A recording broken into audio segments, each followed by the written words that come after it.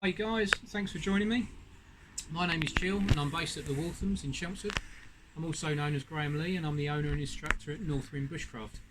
I've been asked to do the firelighting module for the virtual camp this coming weekend, and it's a great privilege, so thank you very much for asking me. Let's look at some of the tinder that we're going to use, and then we'll talk through some of our kindling stages as well. But right now, come down to the table with me and we'll have a look down here.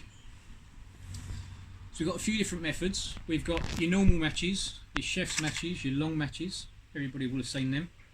We've got some matches. A lighter, clipper lighter. We've got a ferrosium rod, and these are your windproof and waterproof matches. They're quite a neat piece of kit.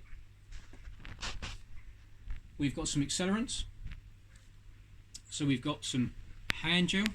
You should all know what that is by now, and if not, why not? Obviously, other brands are available. This is a Tesco's one, but it is what it is. Vaseline. This is another great accelerant. So these are going to go well with our cotton wool. Cotton wool found at home is in most first aid kits. This is really, really good tinder. This will take a spark from our ferro rods. This will take a flame from our matches or the lighter. If we haven't got any cotton wool, then these makeup pads are very good. Mum's makeup pads, as you can see, and these are basically cotton wool too. Just pull them apart, and as you can see in there, cotton wool. And that will take a spark again from the ferrosium rod, and that will definitely light off with the lighter and with the matches. So they're really good. You'll find them at home. Now, if you haven't got those kind of things at home, the other thing that you will find that's really good, this is all of the lint out of the tumble dryer from where, you know, the clothes get dried. So if you open the door, you'll find these are all stuck in the filter. If you ask mum or dad, collect it for you. You don't need much. It's really quite dense. It's really quite thick, and that takes a great spark, and that will burn quite a while. You can add these accelerants to these, and to these, and to the makeup removers. That all works really well. This is a natural fibre. This is reed mace. This is the seed head of reed mace. I'm going to keep it in the bag locked, because if I undo the bag it goes everywhere. Seed heads, they blow on the wind everywhere. But that's great. You can get those after the plants have run to seed. You get a great big tall brown head on top of the plant. You can take that off, take that home. Always need permission to take stuff in the wild. You can't just take stuff as you're walking around. You have to have permission.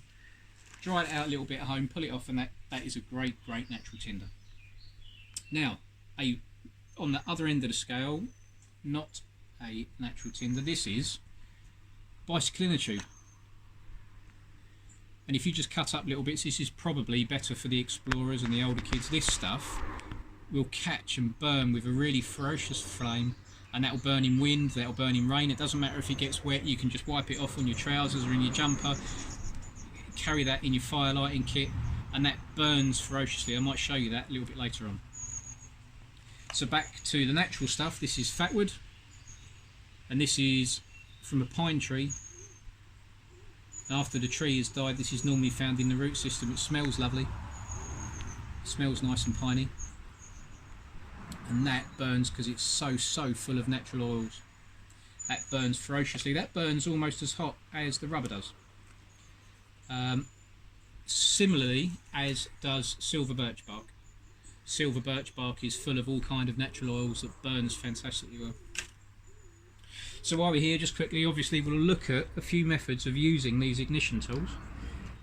Matches, everybody's seen matches, and there's an old adage, a match burns twice. It does. After it's burnt, the head is still hot, so be careful not to touch it.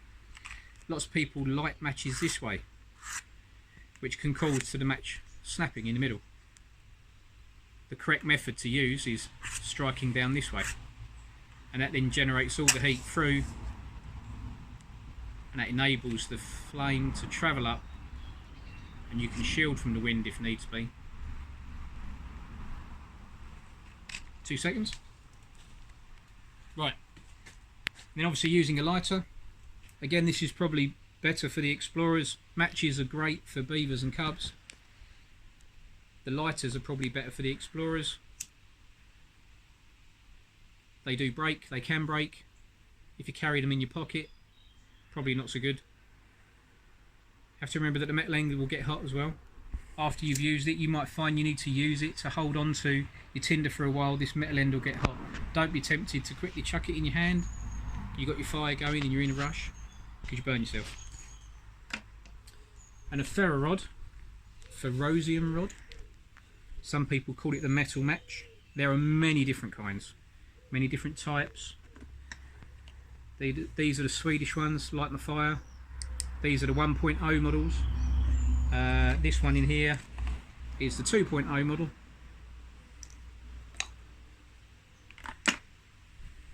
And this is an old Maggie fire.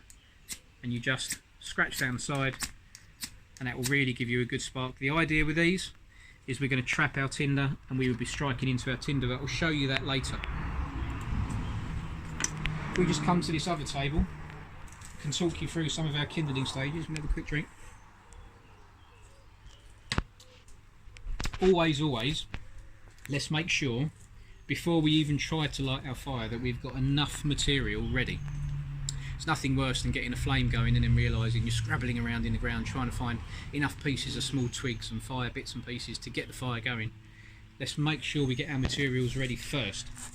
It's very important. We can do that just from finding branches. Must never ever take branches from live trees. Make sure they're dead. Stuff that's laid on the ground in the summer is okay, but in the winter is not so good because it picks up moisture. You can see there's a few different sizes there. Just snap these off.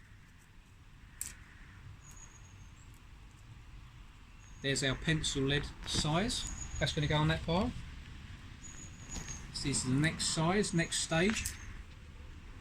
Bigger pieces of wood. That'll go on the next one. This is the next stage, you see, so we've got 3 stages out of one branch. And so, if I were to process these as well, we'd have more. But we've probably got enough for what we need. All of these are silver birch. As I've already said, there's some birch bark. Here is some silver birch. I've already battened up and split some up earlier off camera with the axe. Obviously this isn't a sharps video, so we're not going to be doing any kind of axe or knife work, so you guys might need to think about finding some kindling.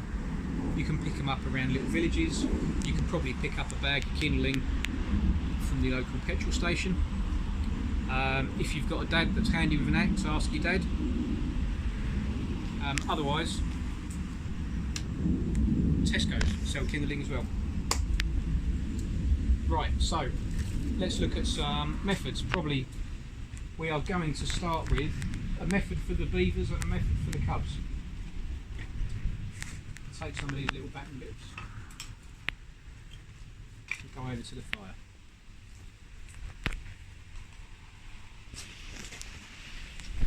Right. So before we go any further with the lighting of the fire, I've got to point out that obviously it's not only the fire that gets hot, it's the surround that gets hot too. So we should be burning our fires at home in a controlled area. So my controlled area, as you can see, is an old car wheel. Yours might be a nice metal fire pit. It might just be a hole in the ground. It might be a collection of bricks put in a manner. It might be a raised fire. But let's make sure that we pay attention to our surround. Our surround is going to get hot too. Another important part, to have a bucket of water close. Just in case the fire should get out of control, you've got the ability to put the fire out. And secondarily, if unfortunately you do manage to burn your finger, put your hand straight in that cold bucket of water and leave it there. Make sure you tell mum and dad or an adult, just burnt my finger, and they can sort you out accordingly. The other thing to point out is I know we're all wearing our scarves because we're on camp, but when we're lighting fires we're going to take our scarves off. We're going to make sure any of our pigtails are tied back, any ponytails are tied back, and if we've got any little dangling strings from our hoodies or anything else that as we lean over could catch into the fire, all of those need to be taken off. Okay, I'm going to take mine off now.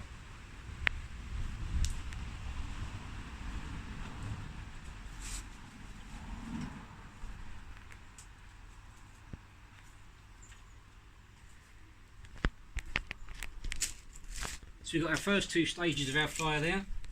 We've got our pencil lead fires, we've got our pencil size fires, okay?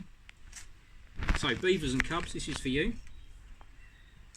Just going to lay out some pieces of wood. This really doesn't matter if it's batten pieces of wood or if it's thumb sized pieces of wood that you guys have picked up on your walk. So the idea of this raft is this raft keeps the fire up. Keeps the fire up off of a damp piece of ground. Also, as the fire burns down, these little rafted bits will also catch, so it will help give body to your fire. And all of these little attributes will help to keep it going. I'm just going to grab a couple more.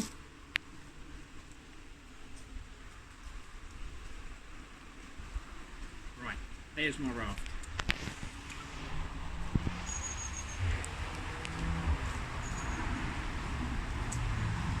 Okay, so here's our cotton wool ball. Just going to tease that apart a little bit.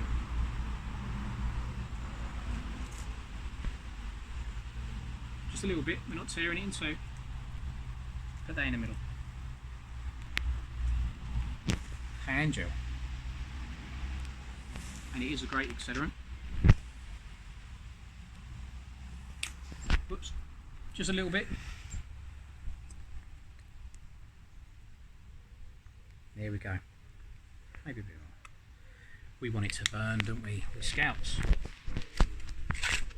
Okay, so do you remember earlier we spoke about a match? And the proper way of using a match is to push away, not to pull down, because it can cause to snapping. Push down. And these long matches are great. Great for young children for starting off, because a fire can be quite scary.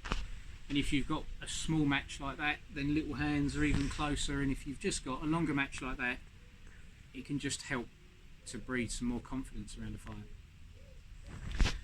We have to also make sure that when we're lighting a fire that we behave around the fire. We're not going to run around. To be careful, we don't want to fall on the fire. We don't want to trip over something, push somebody else on the fire. We have to be sensible. So when we're by the fire, we're going to kneel. I'm on one knee. When I'm teaching the bushcraft, I call this the ready position. As long as you're down on one knee, you're kind of stable, you're not going to fall over. Right, so let's look at getting the fire going. And that's gone straight away, look, you can see that's burning. Just got a little bundle of twigs.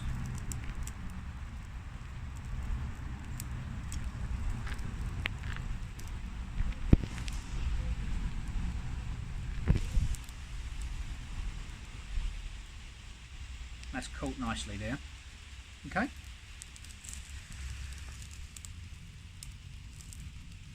So then we're going to go up to our next stage, and our next stage are these pencil size thickness bits. And just with confidence, we're just going to lay in the other direction. The fire is hot, but as long as we pay it the respect it needs, we will stay safe.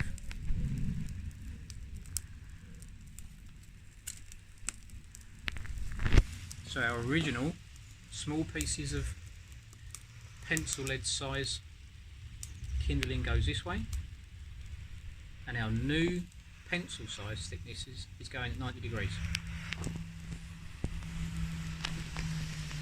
Okay, so that's the first two stages. If we wanted to keep that fire going, all we'll do is go up through the stages.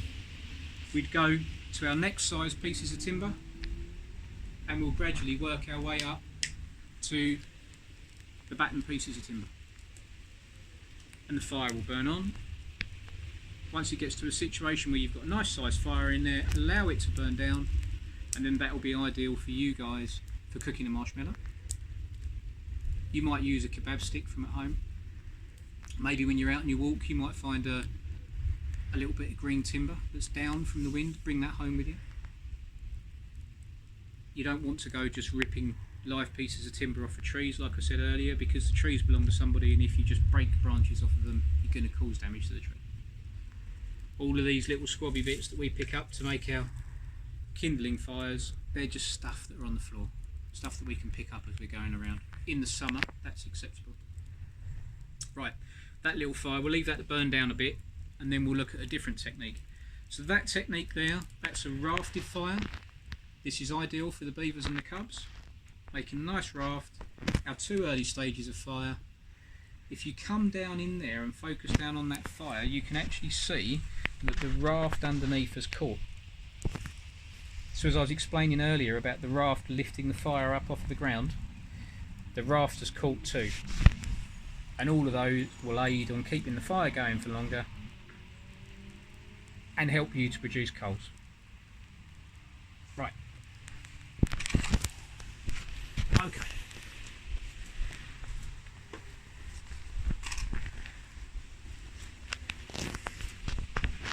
So here's a different one for scouts.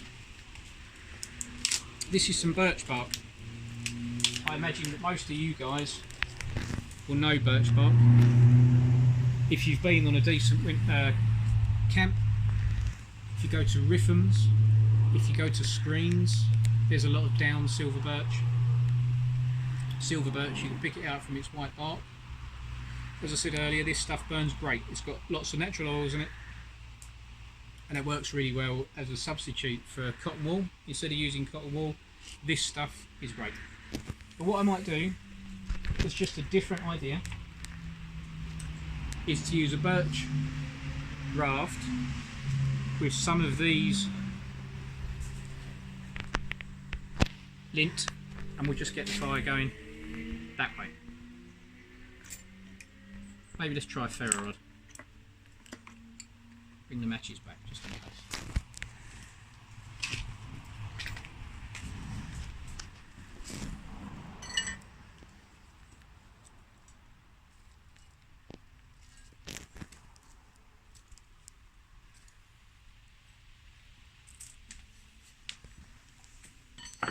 Right. Okay. I'm going to lay this on top there and hope that it doesn't catch before I get a chance to light the fire. So there's a silver birch. Obviously it's turned inside out. Originally when it was on the tree it would have been the other way over. So this is the inside, this is the outside. It's the lint from the tumble dryer.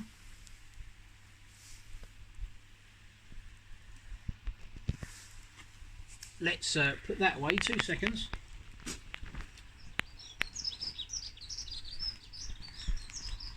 Let's cheat and use a little bit of accelerant. So again, this is just the hand gel. All of you should know what the hand gel is. We're all using it at the moment. Okay. So as I said earlier, this is a ferro rod, ferrosium rod, metal match. And these are great, they can get wet and they really don't, you just dry them off on your t-shirt, you can use them. If it breaks, you've got 2, no problem. You don't have to use a striker, you can use the back of the knife, but as I said, this is a fire lighting video rather than a sharps video, so we can always do that on a different video. So for now, what we're going to try to do is we're going to try to trap our tinder under the end of our ferro rod. It's quite hard inside this fire surround.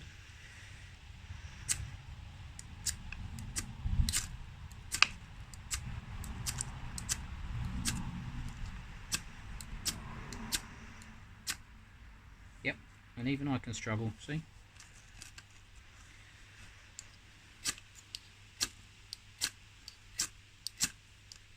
There, and it's gone. Bit of patience, bit of perseverance. Now, with using our silver birch like we have, this whole silver birch bowl will catch, and the whole thing is going to act as kindling. Right, early stages again.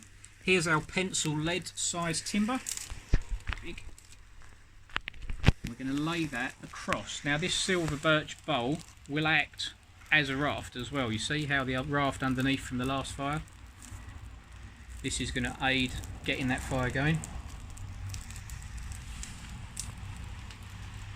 Put that on there.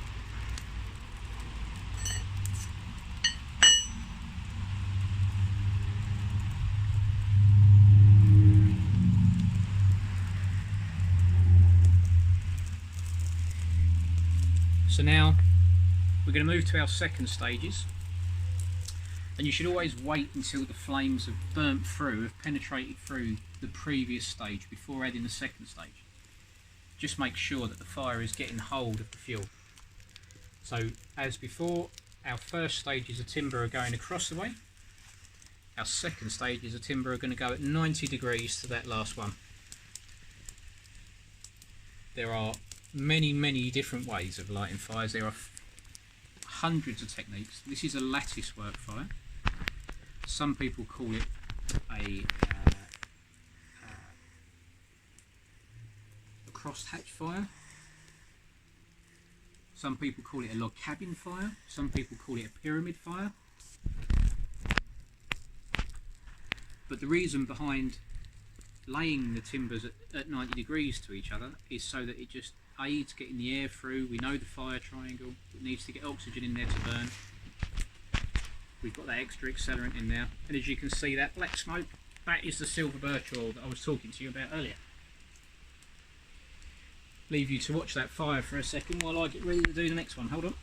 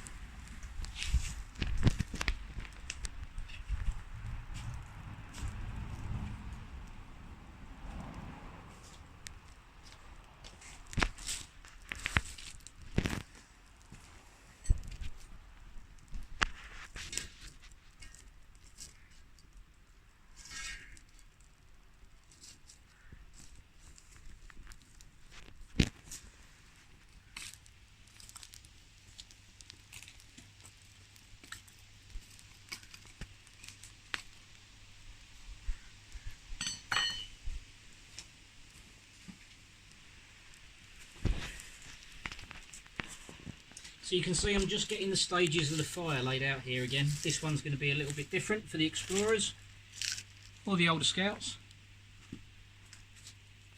But obviously, you know, if you progress through and you want to do any of these different methods, then providing you've got parental help, you've got some assistance in doing so, then have a go. It's what scouting's about.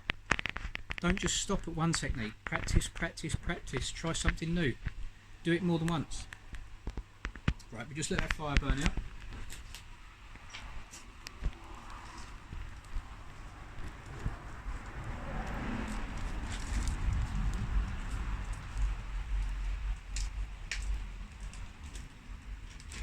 So this is the reed mace, the natural tinder that we were talking about earlier. So we've had a fire from cotton wool and from the accelerant, the hand gel. We've had a fire from the tumble dryer lint and the accelerant.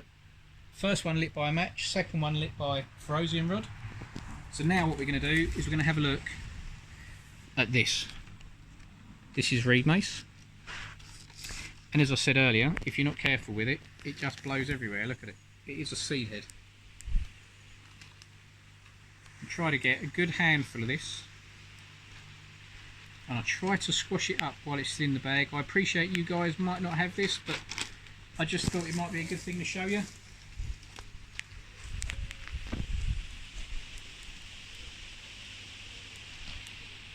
And what I'm going to do is really squash this down. Can you see how it resembles cotton wool?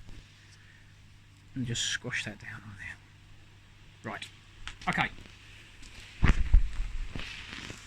So, different technique. We've got our silver birch, and you can see how I've started to scrape up some of these bits and pieces. There are many different ways of doing this.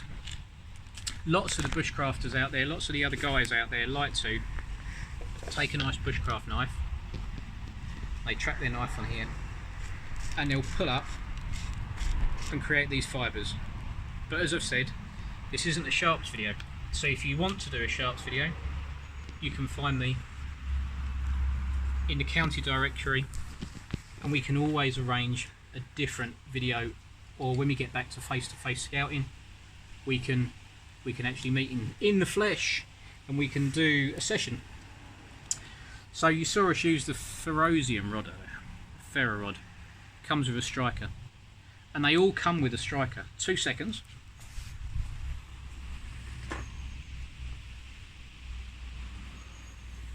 They're all slightly different. This is the Swedish fire steel, the Light My Fire one, comes with a striker. This has got a little built-in button compass. It's a BCP, different striker. Got this old Meggy Match, another different striker. So, using the striker, instead of just using it to light our fire, you can trap this on the floor. Let me shift these across. And using the scraper, trap your silver birch and start to pull out these fibres. I'm sure a lot of you explorers have seen this done. If you haven't seen it done, you've probably done it. You've probably seen Bear Grylls do it, our Chief Scout. Maybe some of you have watched Ray Mears, you've seen Ray Mears do it. Maybe some of you have watched Paul Kirtley, you've seen him do it. Well, now you're watching me and you see me do it. We put all this up and we're effectively creating another featherlight fine tinder. This is all full of the natural oils that we spoke about earlier. We saw earlier how this one burnt very well. This is going to do the same.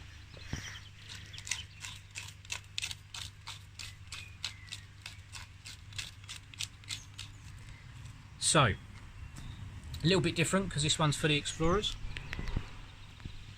I'm going to light it outside of the fire. Trap in here again.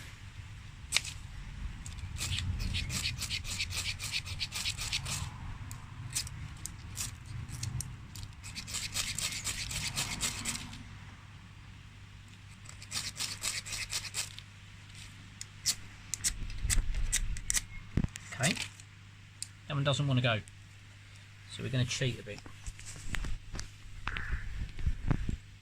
Here's our reed mace. Now it's going. If I spin that around, you can see where the silver birch is caught. The joy of this silver birch, we can pick it up and we can still handle it relatively safely.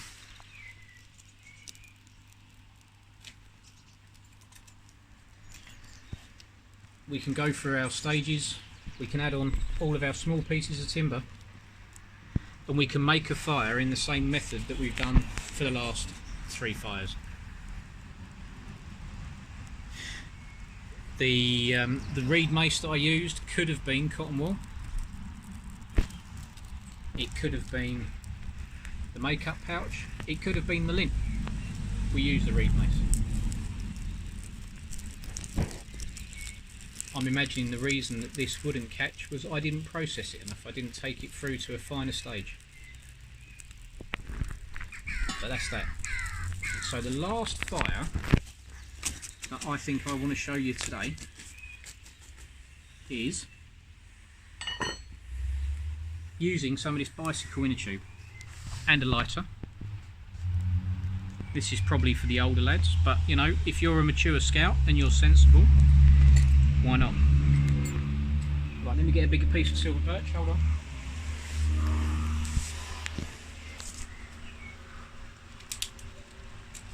Right, now, as a matter of fact, we could just use this. There we go.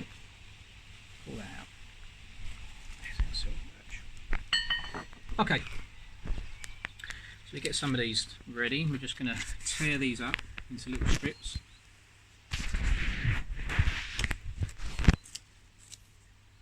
Just laying them at different angles, can you see?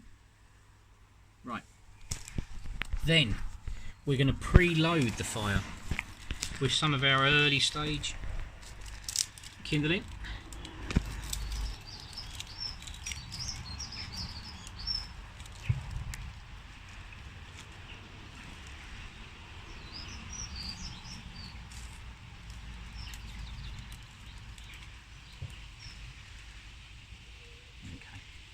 Now notice I'm just leaving a little bit of an access hole through here. That's where we're going to put the rubber. I'm going to put some on the second stage kindling on, but the other direction like we did earlier. 90 degrees without knocking everything over. There we go. Right, okay. So this is good. We're going to come over our fire. We have to be careful when we light this because this will drip, and this, if it drips onto our skin, it will burn. If you do burn yourself, plunge your hand straight into the plunge bucket again, but as long as we're concentrating and we're sensible, we'll be okay. So we're going to take our lighter. This one's a clipper, could be any kind of other lighter, and this rubber's going to light relatively quickly, and like I said earlier, this will burn even if it gets wet. Going to poke that in our fire, and because of the nature of that rubber, that will catch straight away.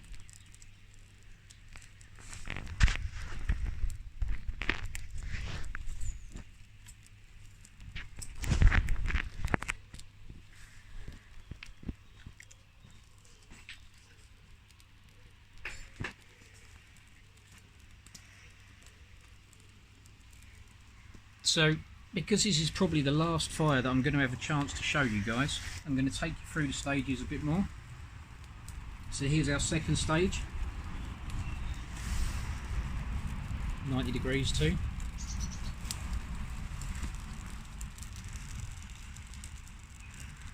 We can see how that's coming. So this technique is the same technique whether you're a beaver, a cub, a scout, an explorer, whether you're a young leader, whether you're an assistant leader. This is a great, easy technique to get a good oxygen-filled fire going. These pyramid fires, or the latticework fires, or the log cabin fires, can be made with rounds this kind of size. And you can make them from silver birch rounds, you can make them from other timbers, and you can just stack them 4, 5, 6 long, and they will burn ferociously like this because the oxygen can come up through the logs. And if you need to have a welcome fire, a campfire for your young people when they turn up at camp, but you're busy and you're getting the camp ready, maybe you're getting the evening meal going, then these can be a great idea. If you upscale them, you can literally light a kindling fire on the top and they'll burn down and burn through, and they'll burn for hours. You can make them 2 foot long. You might make them out of platforms that are 5 or 6 logs round, laid at 90 degrees to each other and stacked up this kind of high. They stay stable, they don't fall over, and unlike a normal pyramid fire, they're not liable to collapse. So we've got up now to kind of our third stage of timber, this kind of thickness of timber we're laying on, and now you can see that's quite a ferocious fire. Obviously at the moment that's too close, too hot for us to get close to do any kind of marshmallow cooking on, so we're going to allow that to burn down. But this is the joy of it when we're on camp. This is what some people call, what I call, bush TV. You've got all the interest you need in that flame. So now, using our already, this is battened up silver birch, but like I say, you can pick up some kindling from Tesco's, petrol station, various little villages around the area. There's normally somebody in the village that sells kindling. Right, with confidence we're just going to lay it in. And there we go. Yep, that got me. There. Yeah. Don't be tempted to try to do this with gloves, because your gloves can catch fire. The only kind of gloves that would be acceptable for you to load a fire with would be blacksmiths or welders' long gauntlets that come up your arm. And normally they're too big. you think, oh, I'll use some normal work gloves, you could end up burning your hand. Now I'm just kind of laying that on there.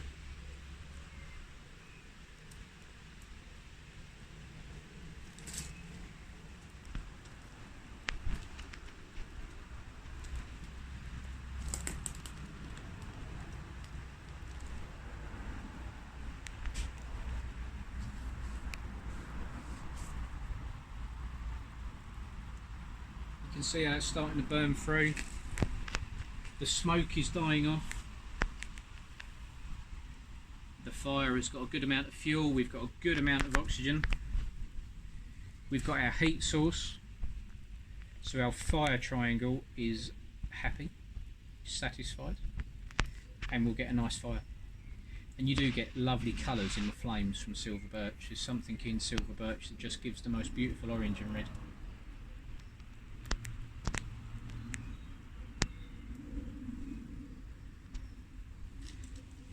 So that's it, you allow the fire to die down a little bit. Once the fire has died down and you've moved away from those hot, heavy flames, then you'll be able to cook a marshmallow. At this stage it'd be great, explorers, for boiling some water. Already have a little cup ready, little kettle, little tripod. Get it over the top of that hot early flame stage and that will really boil your water up quick. Would be too ferocious a flame to try to cook on. You wouldn't be able to fry something over that on a heavy cast frying pan or something. That would be too ferocious for now. But once you've built up some coals and you're adding fresh timber to the coals, then that's when you'll be able to cook on it, definitely.